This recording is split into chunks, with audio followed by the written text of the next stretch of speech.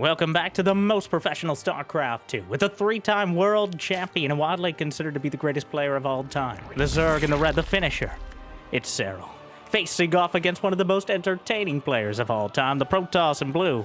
We have Team Liquid's Mana in a Protoss versus Zerg showdown as part of the $10,000 Homestory Cup tournament. And before we get started, I believe we're getting started pretty early. It'd be awesome if you could smash that like button, or maybe even subscribe. I'm kind of the algorithm. And Jimmy, what do we have? 1,806 likes on this video and this cast, and I'll cast another one. I'll probably do it anyways, because I don't know what else I do with my life. But thank you for watching. Hopefully you've had a good day so far, and hopefully it's about to get just a little bit better. Then Serral, who already has a bit of a problem. There's a forge in production and a pylon as well. And not where you might expect. Though Serral has to know that Mana over the last 16 years, yes, 16 years from the StarCraft 2 beta of his career, he is well known as a cannon connoisseur, a curator of cheese, a sultan of salt, and a tyrant of tilt, and other things that probably are going to get me demonetized. Those are more likely on the latter. But he walls in a cannon with a gateway, a few drones off the line, but Serral doesn't seem committed to actually shutting this down. And in fact, wait, there's a second probe. Mr. Zerg, a second probe has hit the natural. And right now he's trying to slow down this cannon, but the probes, the citizens arrested, he might almost be able to take it out. And the Overlord just has to kind of hover over and watch. And well, the drone trying to get out will take a cannon shot. It's not quite enough. It takes 2 cannon shots technically to kill a drone. Thing is, it regenerates a tiny bit of HP in between those shots. So, if it's just 1 cannon, then it cannot kill. But technically 2 cannons firing simultaneously could do it. Which I'm sure Mana is incredibly aware of. And of course Serral as well. So now what? Serral with a, about a 2/3 asked response. And we see cannon rushes so little, even on the ladder nowadays, as players have become so comfortable and confident in dealing with them. Even Zergs, who are by far the most vulnerable. But Mana is not pulling back, he's doubling down. As he's got a stalker on the way, another gateway. I wonder why this gate is so far back. Maybe he wants to do a more solid contain. And Serral's actually gonna put the the Overlord gets into the pervert pillar there with its own little fan to cool the tentacles, which is very important, I hear. Cannot confirm. A stalker and a zealot just slapping this hatchery, and honestly, I think he has to cancel it. No, if Serral does not agree, fair. He's going to try to break out with Ravagers and Queens, but this hatchery will go down. Maybe try to buy a little bit of extra time. The Stalker, gonna have a meet and greet with the Ravagers. There's a single shield battery. Slurps up some shields from it. Immediately out of energy. And more Stalkers on the way. He's just gonna take out the hatch. The Zealot, Broodlings, not able to get the surround. The cannon will be taken down. Now Serral's on 1 base. It's just 1 base for each side. The Ravagers, they're not the most maneuverable creatures, as they kind of jostle each other through. Adept gets in, kills off a drone. That was 5% of Serral's economy right now. He's at 19 drones. He's got Ravagers. He's trying to break out. And Mana has no intentions of breaking in, just keeping him contained. But he has nothing back at home but the Forge. It is this attack. The Fortress of Mana here. More like a kind of some speed bumps in order to slow things down. Trying to fire off the corrosive bow, but he didn't have quite enough to take out the pylon, which means the cannon's still finding some DPS. A single transfuse holds it together. Ooh, snipes off one of the Ravagers, but depowers at one of the gates, and what a save! The transfuse on the Ravager. The Queen's marching forward. 1 gets taken down. And the corrosive vial doubling up on the pylon. So far, though, Mana Stalker micro has been on point. Serral, of course, as well, but shotguns out, another blast of corrosive vial, and depower some of the defenses. But wait, there's more! And Brenda, come back! You're not on the creep! I don't... Well, whose fault is that? It's the Protoss! I don't... Sorry. The Queen's getting jostled off of the creep, and oh, so close. with the Stalker projectiles in the air. And Mana with this defense in depth. Just a unending basket of cheese. As Serral thinks he's breaking out, he's just getting deeper into the quagmire. And now fires off another set. There are no more cannons. Not that that's the major factor here. Honestly, the shield batteries alongside the Stalkers, that Queen, really everything here is struggling with its quite literal size.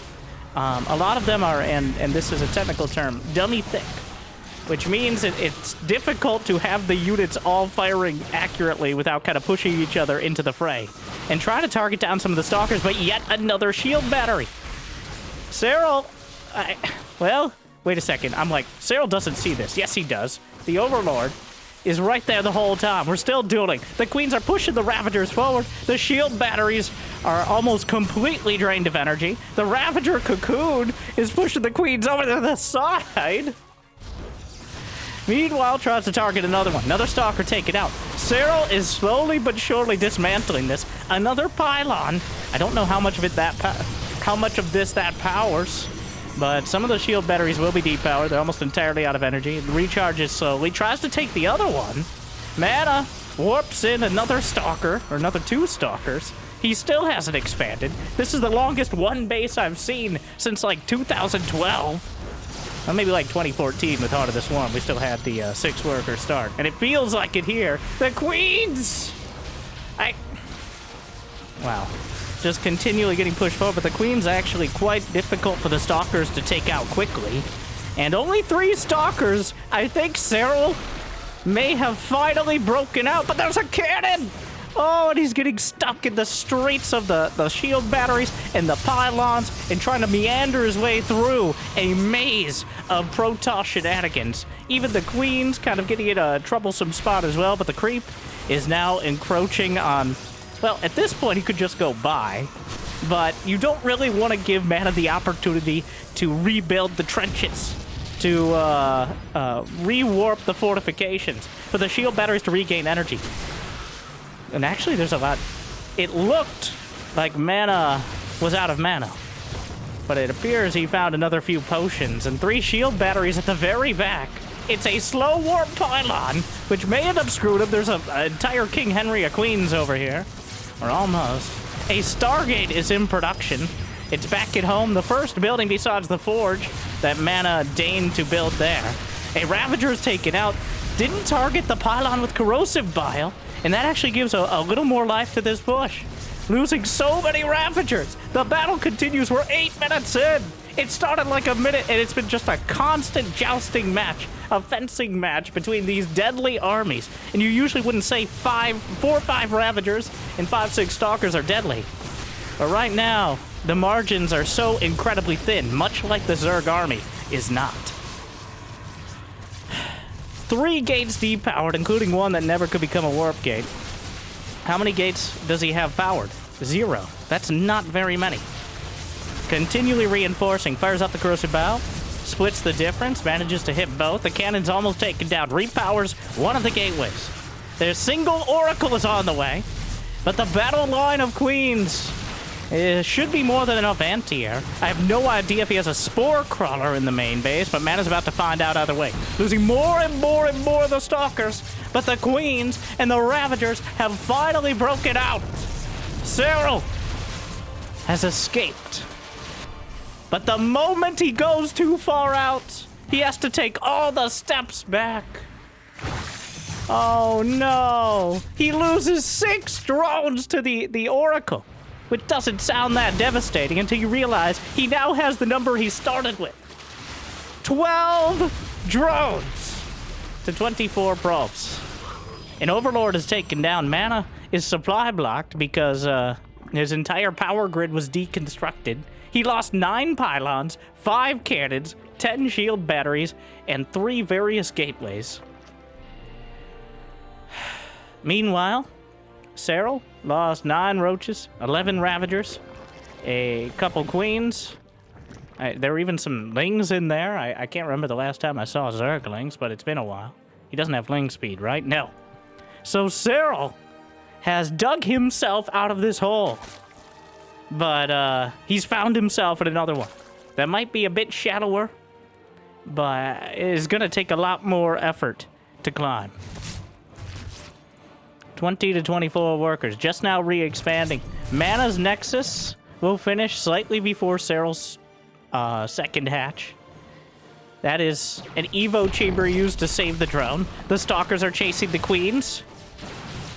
Chicanerous and deplorable. Suzanne. Suzanne. No more complaining. All right? They've been cheesing the whole time. You know this. You know this. Still, I don't like it. Shh. Make like a Protoss and shut the... Sorry. I am...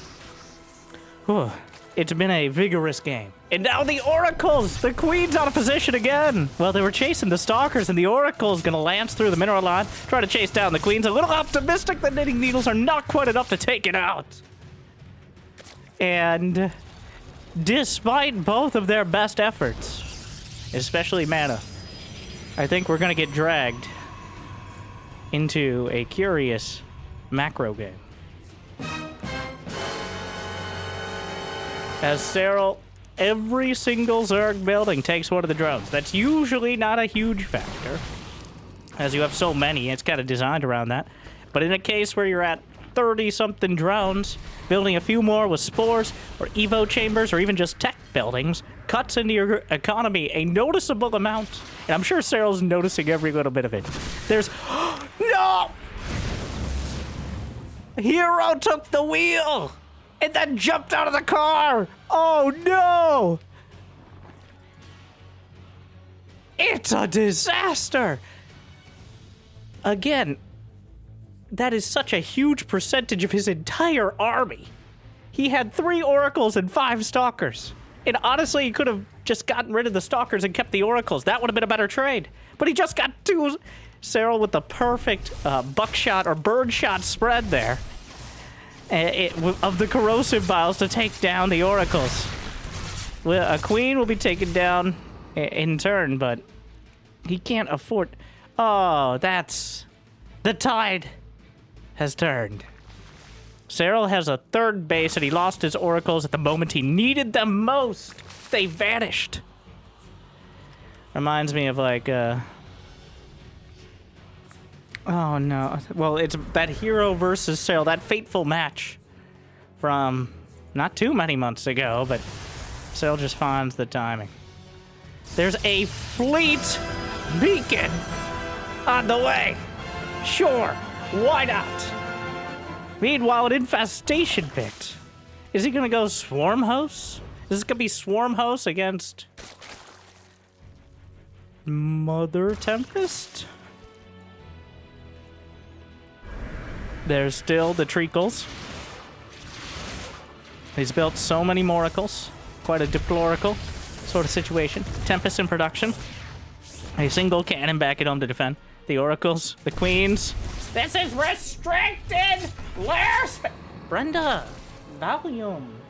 They can turn it down themselves. What if they're on TV? Remember remotes? Oh, yeah. I don't... Sorry. Ooh, wild game. Hive? I've only got 1 letter. Why? I mean, why not? If you can. But Serral's at 50 drones. He's going 50 drone Hive. He's building a dozen boars, so he shored that up a bit, but I'm not even sure what you get with Hive Tech. Adrenal glands? Obviously, Vipers are always good, but is this like a Queen Viper push? I don't know. I feel like Serral's playing it a little by ear here. Whereas Mana, I'm sure he's found himself in a similar scenario before, since about 1/4 of the matches I've seen him play in the last few years have involved some designated early aggression, transitioning into a scenario kind of similar to this one. But I can't help but think of the great Oracle exploderating of, I don't know, was it like 10 minutes? 3 more Queens on the way. Aspire is in production. Stalkers will escape. How many did he lose? None. It's a mass queen. It's a mass queen walk. All right. They will. There and back again. Ow. We lost another one. There are currently 9 queens. The Tempest, though, does he have +1 attack? No, not quite. But the Tempest severely outranged the queens. The Zerglings are trying to break into the buildings. There's nothing. The Oracles, well, what's left of them are back at the natural. And Serral, this is real potential. Tempests are incredibly hard to deal with for the queens. The third base is under attack, but the Oracles will come in, knock out the Ravagers. They're going to have a pretty easy time taking out the Lings. It's just, it does take time, and they have limited energy. Great setup here, as mana really mitigates the potential damage. The Blink's in! I'm not locked in here with you! And then the Zerglings go around, which apparently no one's locked in! There's a lot of poor security. Meanwhile, the Tempest, 5 Corruptors on the way, obliterates another one. Serral, Mass Queen Corruptor. Those Corruptors, if they don't get one shot, the Queens will slap them back together. Oh my, the Queens don't get back on the creep!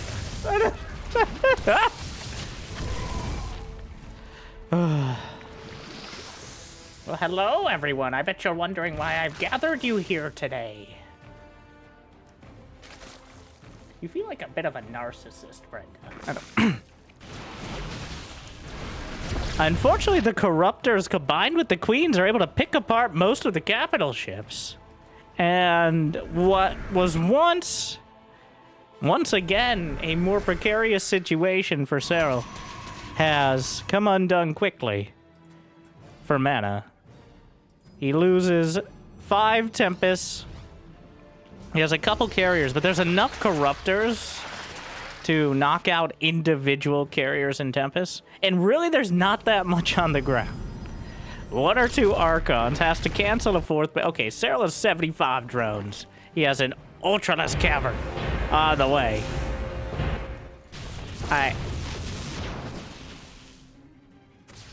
Well.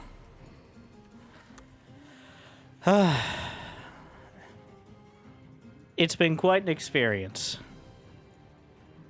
But Serral refused to get tilted. He refused to do anything but slowly dismantle the cannon rush, which kind of ceased to be a cannon rush and morphed into something else. But he did not fall for the bait of just hoping he could take it out before it got too entrenched, but instead nickel and dimed mana across the map. And now mana, he's looking broken. He's got the bones of the strongest possible Protoss on. He's got Templar with Storm. He's got carriers, Link Stalkers in order to help zone out. But Serral has the overwhelming majority of the map. He has a 50 supply lead. He's got most of the upgrades in the game. His mana is just now working on +2 ground weapons. Hasn't bothered with the air. So close to outright breaking Serral on 1 base. But the time has passed. And now mana's time, I fear, is running out.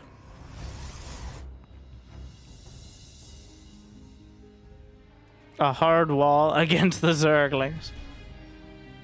The Ultras, there's no Immortals, there's not that many Tempests, which means the Ultras will probably just be able to cleave their way through. The Zerglings overrun. Oh, it's all over. 2 Gs. He's not gonna bother. He saw the Ultras on the other side. Serral recovers. And he's able to retake the advantage. But what a fight. For almost 9-10 minutes straight, mana fought to keep Serral contained. And Serral would not be stopped. But there was a real back and forth. Both of them 1 unit away, I feel, from disaster at any point. 1 or 2 more Ravagers going down, or 1 or 2 Stalkers too quickly, and it could have gone the other way. But wait, there's more. Are you out of mana? Let me help you out. Winter, is this just a video of mana cheesing top-tier players and either winning or getting very close to it? No. I mean, you can't confirm that yet. Anyways, unrelated, we have mana versus Rogue. In a best of 3. I believe this is from Wardi's Winter Championship, which we're on Winter Madness. I'm Winterstarcraft. 'Tis the season to like and subscribe. If we got any more winter, I would say the time for chilling has passed, but you know what's cooler than being cool?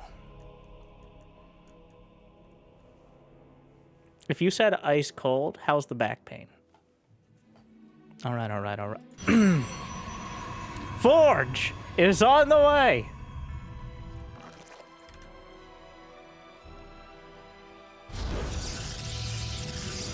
And so it begins again.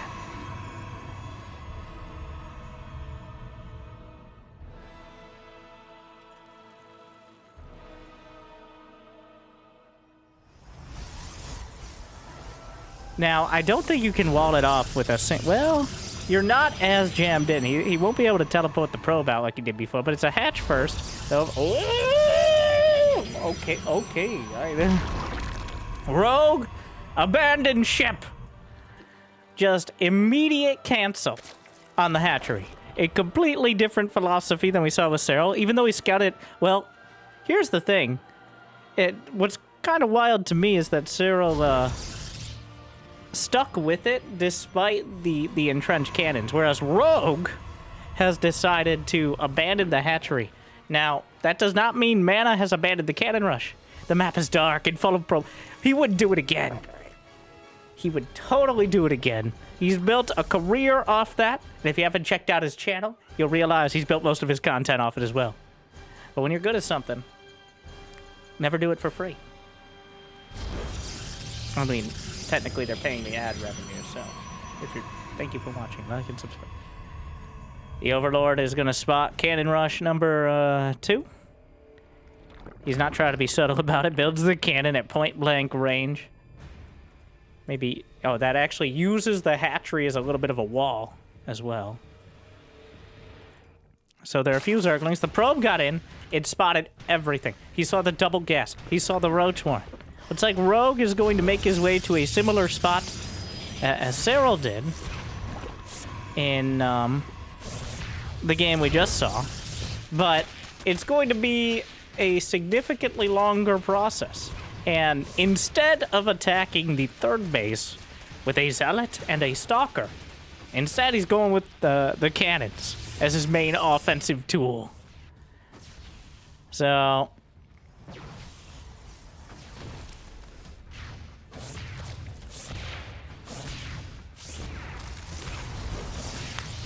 Ravager.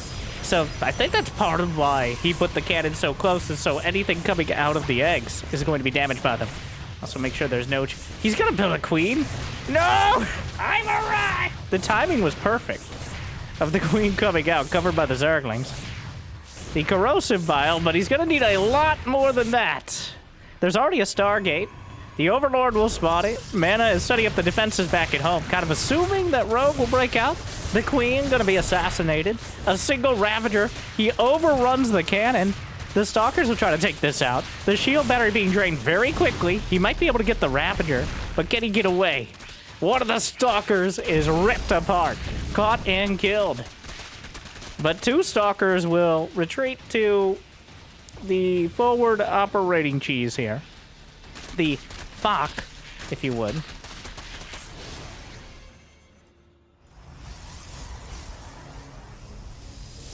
No, we're not going further, but... The Overlord, unfortunate. Not anticipating the recall.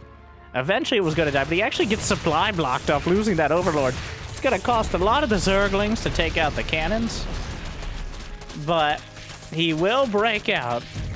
And again, we find ourselves in this scenario. Rogue is at 17 drones. Mana is at 26 probes. He's got his natural already on the way, but Rogue did expand a little more quickly. One of the overlords almost taken down as well. Mana's also hard supply blocked because he lost several pylons, you know, get you a little forward. Recharges an oracle. And mana, oh yeah, sure. Now's a good time. There's never a bad time for a fleet beacon on the way. A obscenely quick fleet beacon, considering, you know, gestures wildly at this whole deal.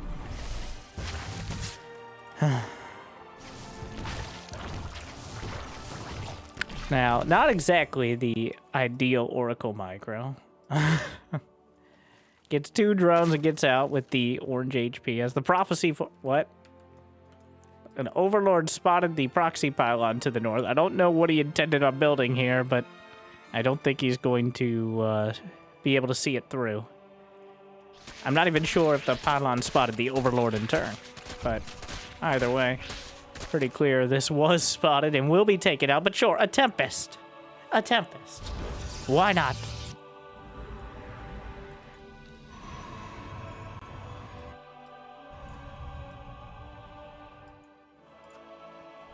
Tectonic Destabilizers on the way as well. Clearly showing Mana's intent. Tectonic Destabilizers increases the Tempest damage against buildings by like double. Technically it's plus 40, but that's about as much as the Tempest base attack does. And even though it changes the color of the Tempest shot to orange, it doesn't do anything extra against units. Somewhat disappointingly, but it just indicates that it is active. And it technically only applies to the anti-ground attack, which has a different, slightly different setup than the anti-air attack. But, you know, there's no air units but overlords right now that can really deal with this. And the drones getting blasted by a projectile like twice their size. Meanwhile, the Oracle in the main... thinking about a stasis ward potentially. The queens. You know, it's times like this I wish we had actual anti-air units. You're not allowed to say that, okay? You're not allowed to. The Terrans are gonna complain. The Terrans are always complaining, Lucille. Yeah, but yeah. I don't... 5 drones gets a couple more on the edge. The spores on the perimeter, the sporimeter, if you would. I wouldn't. Sounds really dumb, but Tectonic Destabilizer's nearly done, and with a second Tempest, exponentially more potential. I'd be like, no, that's not how math works. Well, with 2 Tempests able to chunk up more and more of these units, it gets way harder to deal with single queens or single spores. 2 Tempests is now an emergency as opposed to a concern. Meanwhile, the Oracle, no! Oh, again. Oracle getting so much damage. Now, Mana is still on 2 base. There's a Spire on the way, and it ain't for Mutas. Good staggering of the shots. It's actually the most important part of using Tempest against drones is managing the overkill damage, which they can all fire. They take about half an hour to wind up their shot. And if they all fire at the same drone, well, that drone feeling very special and very dead, but it's a waste of most of your shots. He takes out the hatchery. That'll be the second time that hatchery is removed this game in 8.5 minutes in 2 very different scenarios. +1 flyer attacks on the way. The queens. One's obliterated. Another one, the volleys. There's not enough. There's not enough energy for transfuse. The Tempest strayed a little bit too close to the knitting crew. Meanwhile, the Zerglings will force a cancel on the 3rd. The Oracle's back at home to defend. Recalls the Tempest out of the base. Did he spot the Spire? No. It is in one of the weirdest places, considering the Natchery was taken out, so...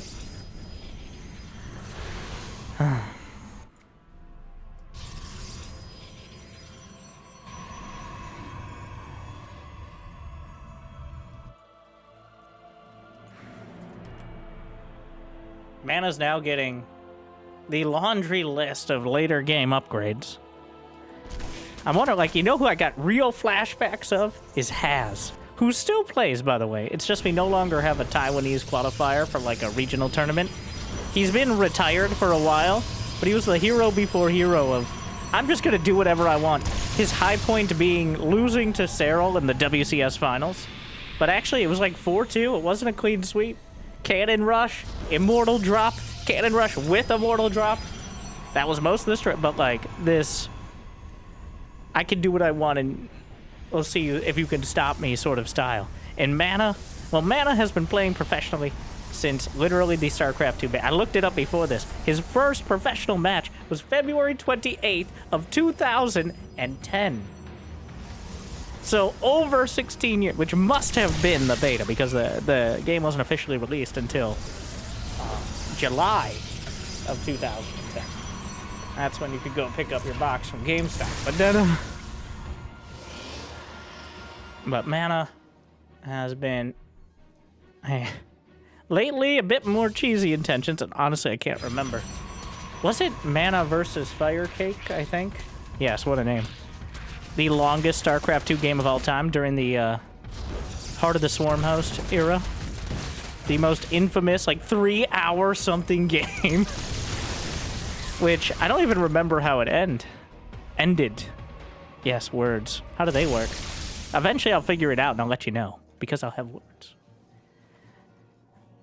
Changing direction dramatically. Corruptors threatening the Nexus with the caustic spray, but the Tempest could easily come back and deal with them. Rogue is at 60 drones against 60 probes. Whoa! One Tempest Volley easily enough to completely annihilate a Corruptor. There's Void Rays in production. Where's Mana? Well,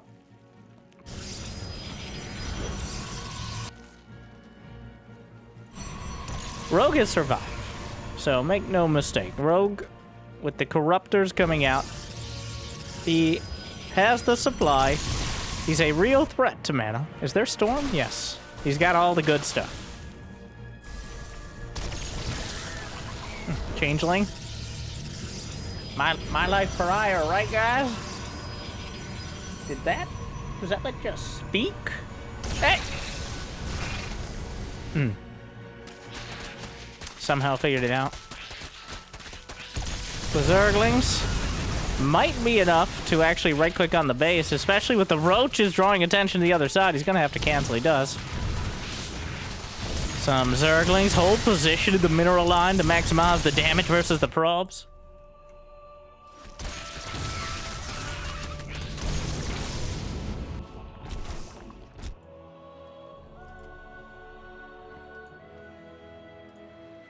And now what? is a more relevant question. We've got Tempest. We've got Void Rays. Mana's building up that later game death ball, but Rogue is no stranger to the extreme late game in any matchup. Though definitely struggles more against Protoss. He does not have a hive. He's sitting on Roaches and Corruptors, which is a much more brute force composition. Wants to sweep the Tempest and Void Rays out of the sky and overrun the ground. And many of his units will die, but that's a sacrifice he seems to be willing to make. He tries to... that was horrible. He tried to jump the Templar and survive the storm, but while the DPS might be slightly lower, it clearly was more than enough. Doesn't kill a single Templar. 41 Zerglings, 7 Roaches, a couple Corruptors, and Mana.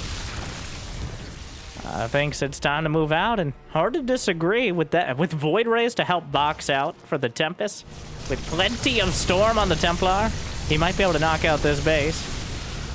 Whoop. Easily takes out the hatchery. A group of charge lots will be intercepted by the Roaches, but Mana still moving forward. He's got those Templar with near full energy. A single Templar getting a bit bold. And throws down a Storm.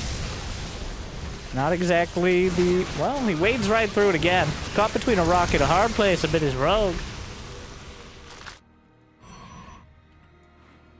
The cannons are all stacked up, which makes them a lot more vulnerable to the Ravagers as well. Obviously concentrates the damage, but that's a premium target if he wants to go for it. Trying to zone out the Corruptors. Whips out another volley of Corrosive Bile. Quite a mess. But Rogue still has the army. He's got 69 drones, which is nice enough for this sort of composition, but he's got to get it done soon. As the closer mana gets to 200 supply. So Rogue has a single changeling mixed in with the army, keeping tabs on absolutely everything, and mana hasn't noticed, and that's a huge deal. Oh, he found it! Cut down by the other talent. Flux Veins on the way. Void Ray's speed. He's gonna go mass. This is such a different style to Serral's take on it. I mean, he takes it to the extreme. Rogue does everything extreme. Now, he's got 22 Ravagers, 14 Corruptors, and if he just whips out Corrosive Biles in that entire zone, then something's bound to hit. Well, throws out another wave. The storms will be washing through. Mana's in... Oh no, the Banelings! A Baneling counter, some Zealots getting damaged. Both sides doing terrible, terrible damage to one another. Banelings on creep. If the storms aren't preemptive, might be able to close the distance. There's not that many Templar remaining, at least not with the main army. But Rogue, while he took out some of the probes, he doesn't have the sort of money to go mass Ravager Baneling over and over and over again. He is nearly maxed out, but he has nothing in the bank. He has a grand total of 62 drones, and he's effectively mining from like 1.5, okay, 2-ish bases. He just finished up the 4th. The Banelings are rolling it again. He just decides to delete the cannons, which is one option. The Templar. The Void Rays have Flux Veins for their speed. Now the Banelings, yeah, didn't find too much success. More Banelings looking to roll by into the 4th base. The Storm, well done. Mana avoids potential disaster. Only 3 base. There's 24 Ravagers, sure. Throw it all out there. Go for it. Throws it up in the air, and we'll see what comes down. Wades into his own Storm. The cooldown on Corrosive Bile is not so long, and the Storms will not recharge too quickly. Mana clearly bringing absolutely everything forward now. The Storm zoning out. A few Zealots will intercept the Ravagers, but the Queen's gonna pull it all back together. A few Zealots to the left side as well. Mana, I think, taking the worst end of that exchange. What a smorgasbord. The Flux Veins allowing the Void Rays to retreat, but there's actually no more Templar. And with only a couple Archive, he lights up the Void Rays, but that slows him down. Here comes some more Templar. Corrosive Bile just knocks the Void Rays out of the sky, and the Legacy of the Void will be removed from the game. Mana overestimating the potential of the Void Rays with no more Templar to zone out the Corruptors. And it's a double-edged sword. If you use the prismatic alignment with a big beam, as most people think of it, sure, it does more damage to armored. Only armored. But it slows the army down and makes it that much less likely that you can dodge the Corrosive Bile. If you can't dodge, duck, dip, dive, and dodge, well, at that point, the only thing you need to find are a couple G's on your keyboard.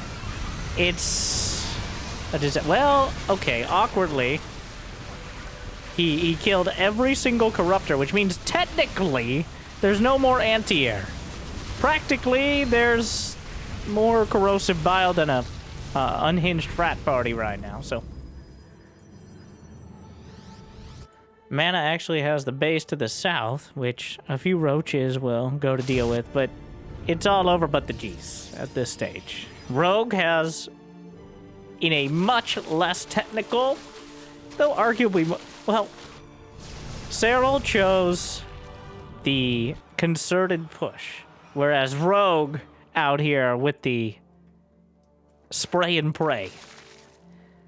Both finding their way out of the cannon contain and into a much more macro game, but Rogue definitely walking a much closer line until, well, right about now. As he throws up the Corrosive Bile, lights up the void rays, but in the end, does it even matter? Okay, well, is he gonna lose the queens? What am I watching? Okay. This is how... eventually they'll hit something. There we go. And the base will be taken out.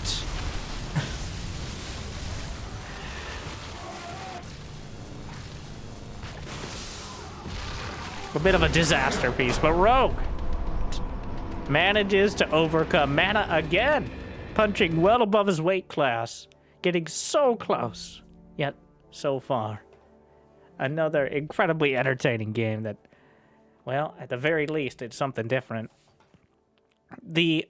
So the thing about being a top-tier cheeser, all right? I don't think you just can't get away with it now.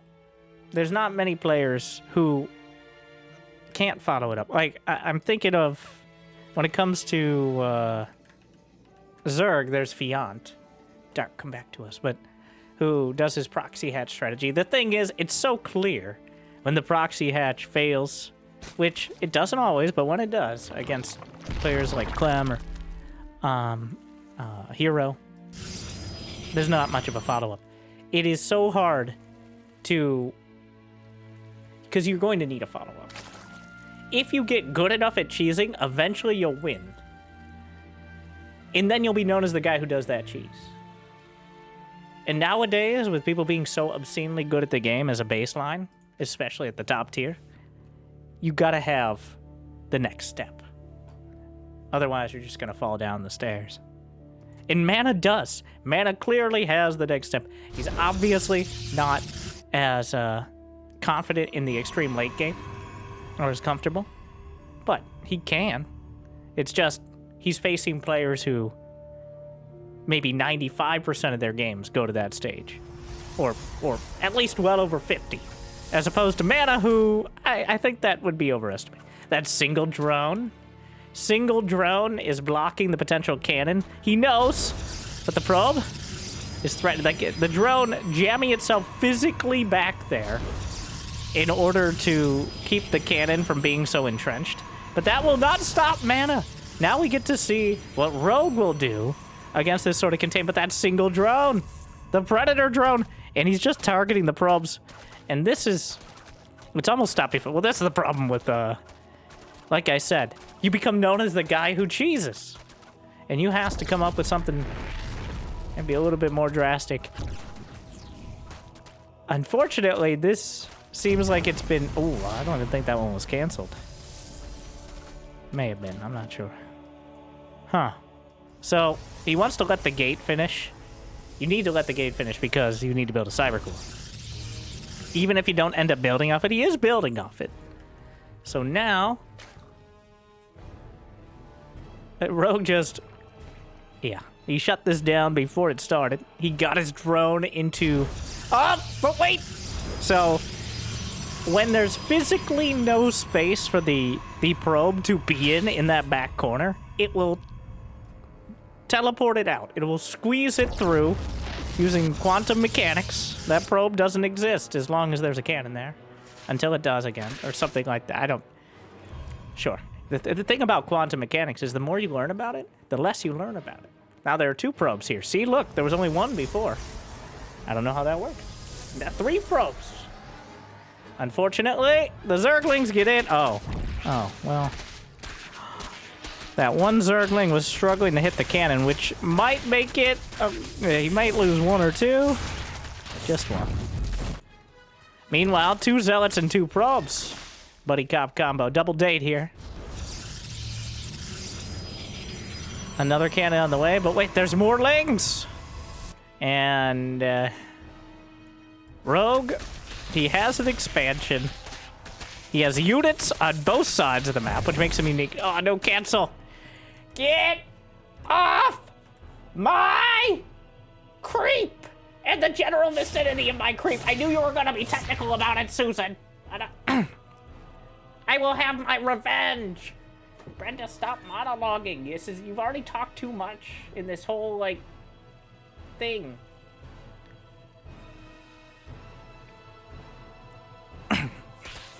The Zerglings Eventually driven out by the probes, as 3 or 4.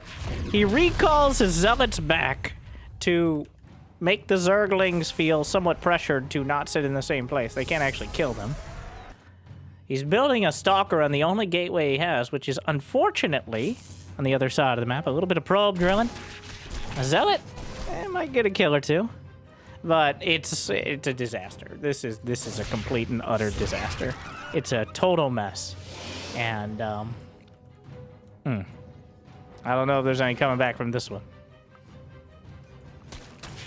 The Zerglings threatening to actually kill one of the zealots. 4 Zerglings can usually kill a zealot if they get the surround. The Stalker still dueling with the Roach. Gee. We'll be looking for that other one. But Rogue has one in him. And Rogue takes it 2-0. We see the ups and downs. Game 1 with the double cannon rush. Game 2 with 2 less. Trying to fit a square peg in a non-existent hole doesn't work out great. Not that the Protoss are experts in such matters, but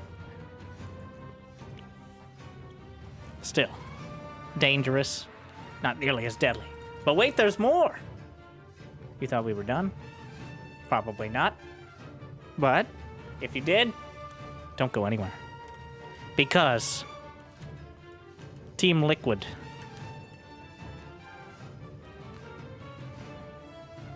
we're back on Ruby Rock, where Team Liquid's Mana faces Team Liquid's Clem. Mana playing professional StarCraft 2 for over 2/3 of Clem's lifetime. Clem has outshined him a bit in recent years. The double... What is this? This is the sort of strategy that back in 2010 we're like, oh, Huck pulled 2 probes to harass SCVs. This is the epitome of micro. This is a microcosm of the intensity of strategy in StarCraft 2. And then people realized you could just pull like 2 SCVs. And that took like several weeks. Things have progressed. He's almost got one. The probe's getting a taste for blood. Which is surprising that they can taste it all. They artificially simulated it so they could taste the blood. But everybody has their designated handler trying to delay. The probes kind of get boxed in so far. I mean, the shields eventually regenerate, but in a 1v1 fight, if they don't micro away, the SCVs just win because they have more HP. Effective HP, including the shields. But microing back, the double probe harass. And if he kills one SCV, I think it might be worth it. Now, the emotional damage is clearly another important factor. But Clem immediately just pulling a couple SCVs and making sure they each have their escort. Now, it's not over because the probes are still here. And this is severely going to delay any sort of... He's just going to expand on that. He's not dealing with this. Mana's now expanding. He has to know. He definitely knows when the Reaper comes out. He just expands on the high ground because why not? If he's going to recall, he has to do it. No! Citizens arrest! And the Reaper's about to come out. He's trying to box out so he can get the recall without losing the probe, but I think it might be too late for this probe. The recall and the Reaper! Executed. That's first blood. Wait, what? Why did the probe not show up? Well, anyways. So, throughout all that drama, the only loss is a singular probe.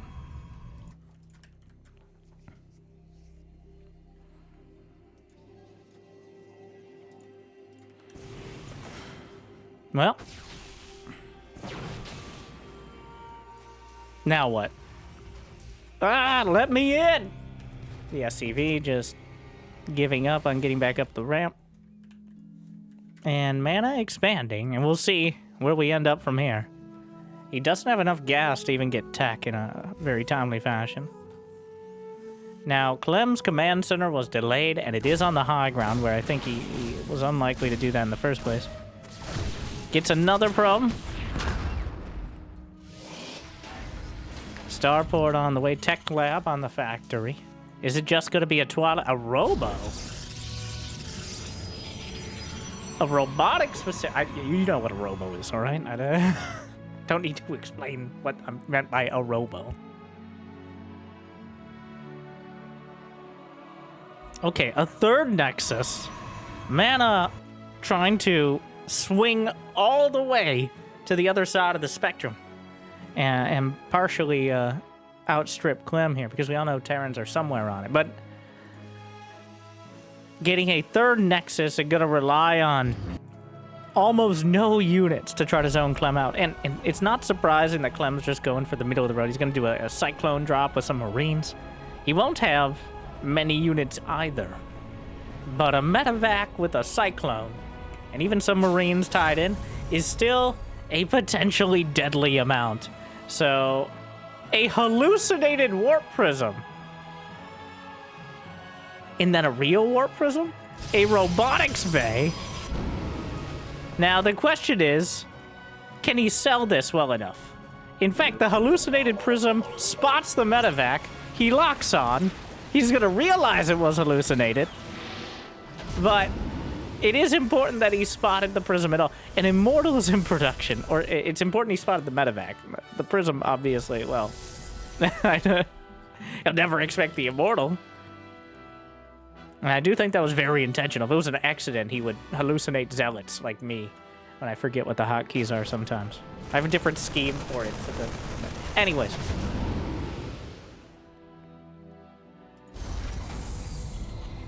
So, the third base is already done. Meanwhile, Clem does not even have a third command center started. He's angling for the bioplay, which a strong choice and might be the right one. Thing is, Mana took this third so quickly that I think it will pay off by the time Clem can really do anything about it. Now, is that enough? The Raven, the Observer, will spot the Raven. Raven spots the Observer. That's really all they can do right now. Don't think the auto turret would be able to kill it from here. He just moves the Observer to where there's... Okay. Yeah, just... Hey, Billy. Hey, Bob. I don't... Looks like another hallucinated unit was sent across. The standoff, well... The stare down. More accurate. Colossus, he's not going for extended thermal lance. He wants to get a little more personal, which, fair. I lied. Unfair. It's just going to be a big bio play. Does Clem pull the boys with it? I have 48 SCVs. 2 Colossi with extended thermal lance is still dicey. I think 3 is enough to deny any sort of attack. But of course, Medevacs and the triple threat coming together. We got Stim, we got Combat Shield, we got +1. All 3 critical upgrades for making a bunch of dudes with drugs and guns possibly the most dangerous force in the entire game. Even past the hive mind intergalactic aliens and the effectively the more dramatic Jedi. Which one's which? Wait, that one's pretty obvious. I wasn't supposed to be clever. We need to come up with another derogatory term for Protoss. Always looking for new ones. Oh no. 1, 2, 3. Clem swings in with a triple-pronged attack. And the third Nexus might be vulnerable. There's only 1 Colossus. He splits, he stims, and he might be able to knock it down immediately. Incinerating so many of the Marines.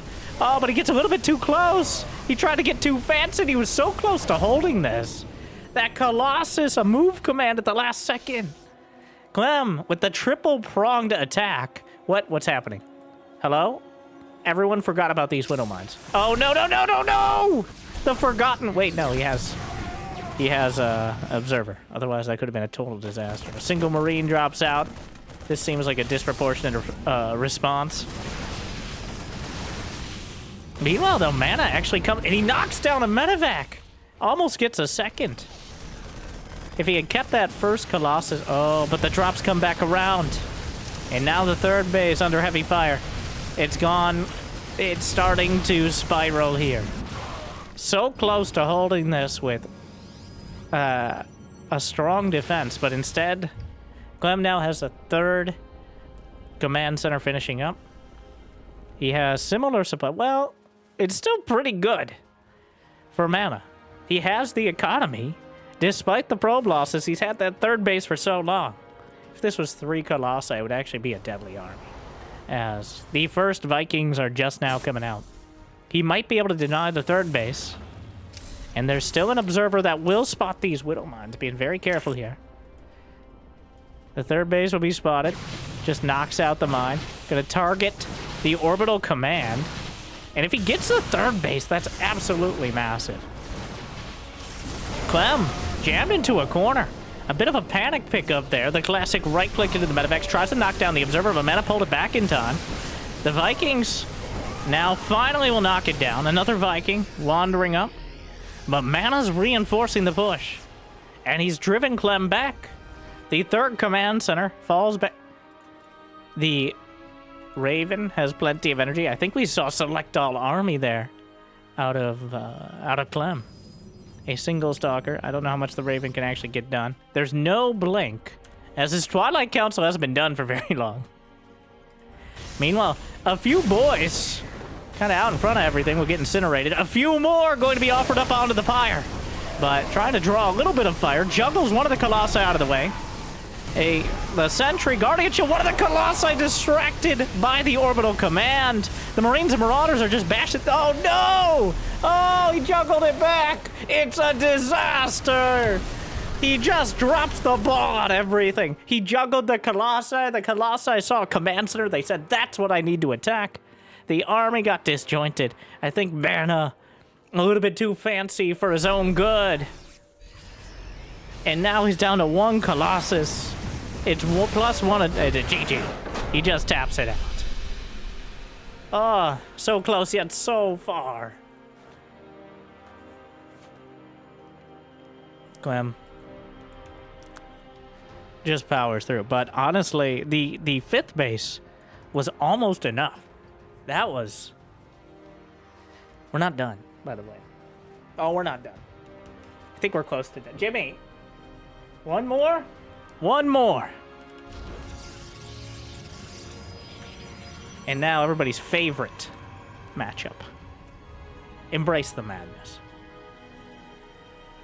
Nightmare versus Mana. Nightmare just spent a lot of time with his mini-map camera in the top right corner. Protoss versus Protoss. Everyone's favorite mental health crisis.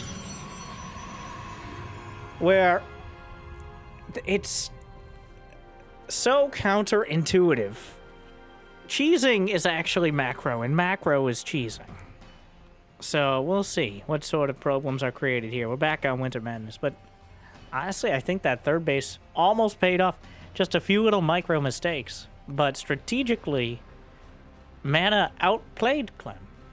From the probe harass to the early defense, the thing is, and to many players and many spectators' dismay, when the reason we don't see too much variation in crazy strategies and all that, except in this disaster of a matchup.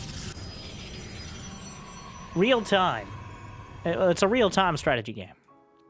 And real-time is at least 2/3 of the relevant parts, if not more. For better or worse, it's what makes it so entertaining. The stakes are always so high in every...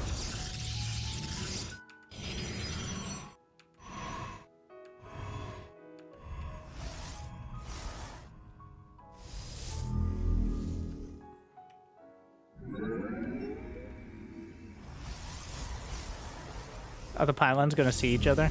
Oh. He's proxying 2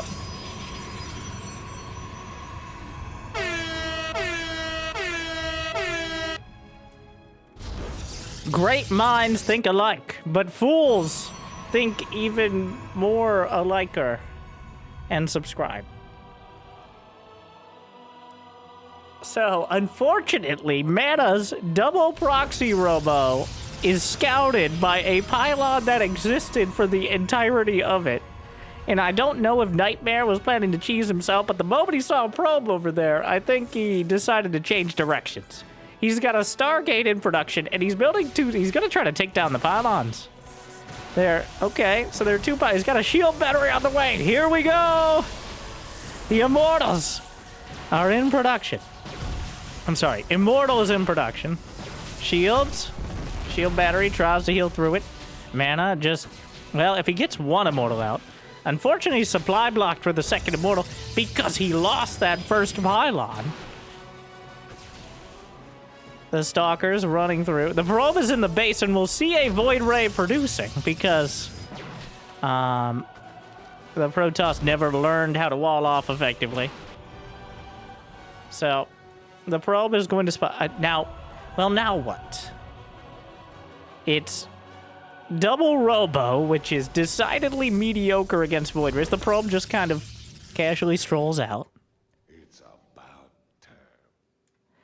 Void Rays are quite a hard counter to Immortals because Immortals, unfortunately, they can't unscrew that little, that massive turret on top and become the Dragoon they used to be. Yeah, can't unsee it now, can you? Meanwhile, somehow Stalkers are in the base, but the probes are pulled against Zealots, which is not ideal. Once the Immortal gets back, he's just going to microwave to his natural. There's still plenty of probes to harvest in the main base. A Void Ray coming out. And there's really not much to defend. 9 probes dead. So it's definitely a disaster here for mana. Sure, a Sentry and a Void Ray against this pylon. It will be re-shielded. The Immortal will come up. He target. Okay, now we're going for the shield better. Now there's no Warp Gate nearby. And there's no Warp Gate done, so it doesn't matter. So he can't warp in units, and even if he could, it would take forever. The Immortal trying to scamper its way away from the Void Rays. Unfortunately, that's not how any of this works, and will not live up to its name. And I feel like this was almost over before it started, but we had to go through the motions. An emotional support field. The Void Rays will light up. GG! Mana with a tough set of games, but honestly, some of the most entertaining. Every player he played in this showcase was somewhere between the most disparity that could ever be and pretty close. I think we had Serral and Clem rank 1 and 2, both of which he was that close.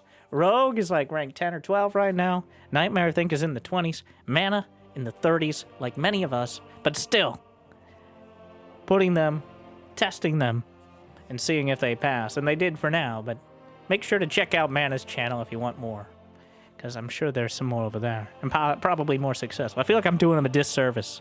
But the fact that he clearly was that close to taking on these top-tier players with these ludicrous cheeses. Anyways, I'm worked up. It all worked out. And thank you for watching. I hope it made your day a little bit better. And if you got the means of motivation, be awesome to check out Patreon or YouTube membership. But I hear liking and subscribing is still free, at least for now. Thank you to our mule tier patrons, though. Big Jake and Devin, Dua, Kate, Mario, Sue, bringing in the extra minerals, and everyone. Thank you for watching. Make sure to check out this video Jimmy picked out just for you. And I'll see you next time. Good luck. Have fun. Thank you for watching. Stay chill.